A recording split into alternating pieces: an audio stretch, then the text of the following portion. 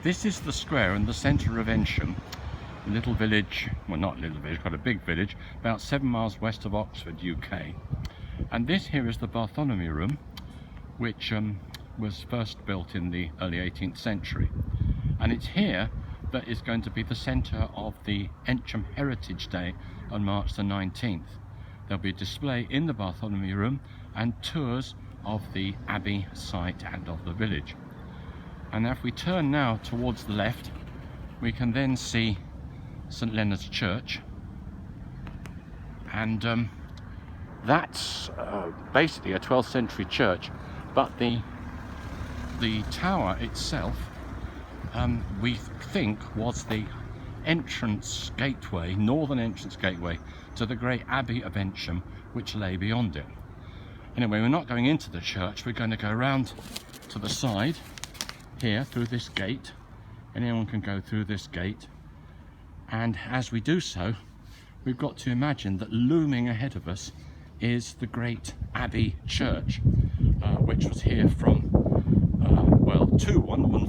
one of them for 100 years, from 1005 to 1109, and then the next one, which was here from 1109 for 500 years until it was dissolved, as all the monasteries were, in the 16th century. So now we're walking up the path along the west end of St Leonard's Church, which would have been the entrance gateway to the Abbey precinct. And we would have come round here like this, and then we looked ahead and we would have seen ahead of us an enormous great church, big as a cathedral. And of course none of it's there now, but that's what we would have seen. Now if we walk up this path a little way, we'll find the first of the plaques. And the plaques mark various spots which have been identified through records and through the archaeological dig here between 1989 and 1992. And you can already see in the distance St Peter's Catholic Church, which we'll see more of in a minute. And so we carry on up this path, just follow, there's one path, so it's nice and easy to follow round to the left, and then we're facing east, and now we're probably walking along perhaps the wall, the northern wall of the church, but there wouldn't have been an entrance here. And then the path turns to the right, and we follow that, and then in a moment you will see not this man but you'll see a plaque, and here's the first of the plaques marking the site of the Abbey. And this one says that we're right now in the centre of the nave, and we're looking west towards the west end. And in fact, in the 17th century, the western part of the Abbey was still visible, and a man called Anthony Wood came out here and drew a picture of it, which you can still see. Then if we look the other way, we're looking to the east, towards the east end of the Abbey, and the Abbey, the Norman Abbey, 1109, faced east-west. But if we go a little bit to the right, you can see a plaque in the distance, a white thing on the wall. That is, we think, where the Saxon Abbey of 1005, where it had its east end, because it faced southeast northwest.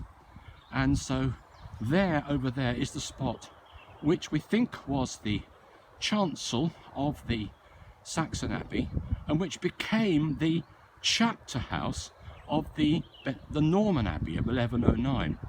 And though we think perhaps that Aelfric, the founder, well not the founder, the first abbot of the Saxon Abbey, may be buried there, and that's why they put the chapter house there.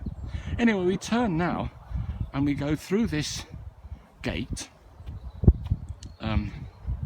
and we're heading now for the rest of the plaques in the in the graveyards down here. This area down here is where the major part of the dig took place. So here we are, negotiating a few steps.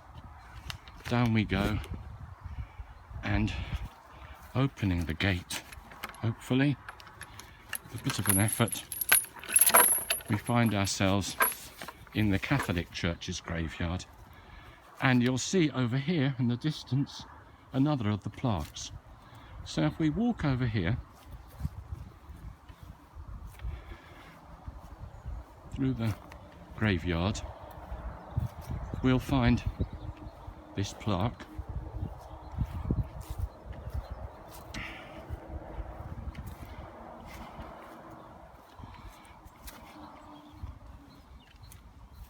Here it is.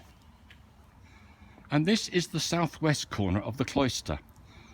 Here it is, running from here across to that plaque over there, so you can get the line of the cloister.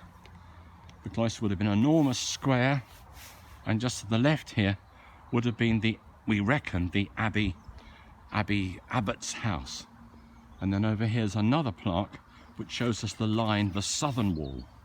So here, to the south of the cloister here, would have been the refectory where the monks ate their dinner and everything else they ate. And then over further on the far eastern side of the cloister was the chapter house, which I was talking about. You can still see that little plaque in the distance. Through the gate here,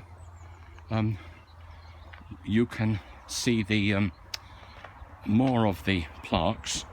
You have to usually ask for permission to open this gate, but it's open ready for me today. And we come in here and we see over here another plaque, which is the site of the kitchen. And then over there in the distance, a plaque which is the sign of where the kitchen stores were, separate from the kitchen. And then over here, interestingly, is where they think the Abbey guest house was, or a guest house, with this ancient stone, which they found when they're doing the dig, which is a prehistoric stone, indicating from the fact it was found in a prehistoric ditch that this site has an ancient heritage running back a long way. So now if we go back and round and into the car park itself, you can now see St Leonard's Church in the distance, and we turn round here and walk back into the car park.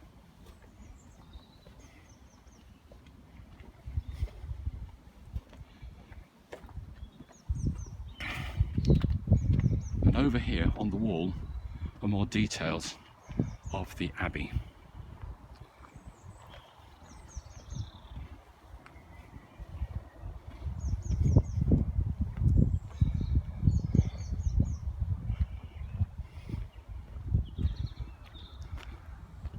It's not far to go. On the Heritage Day, you'll be able to come and drive into this car park, and the heritage walk round the archaeological site, which I've been describing part of, will be from here. And you can see here an artist's impression of what the Abbey would have been like all that time ago.